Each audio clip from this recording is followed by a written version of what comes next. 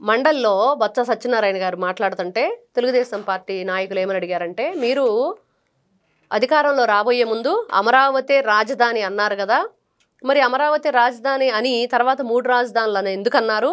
మరి ఇప్పుడు మా ప్రభుత్వంతో పాటు మీరు కూడా ఒకటే రాజధాని అని మాట్లాడతారా? మళ్ళీ మీరు ఏదైనా కొత్త ఎలిగేషన్స్ తెస్తారా అంటే ఆయన చెప్పిన సమాధానం ఏంటి?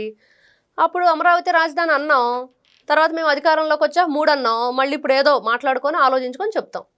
అది వాళ్ళు చెప్పింది. కానీ ఒక సమర్థవంతమైన నాయకుడు సమగ్రవంతమైన పరిపాలన అందిస్తూ ముందు చూపుతో ఆలోచిస్తే ఎలా ఉండిద్దంటే, ఇదిగో ఈ రోజున ఒక వెలుగు వెలిగిపోతున్న శంషాబాద్ ఎయిర్పోర్టు.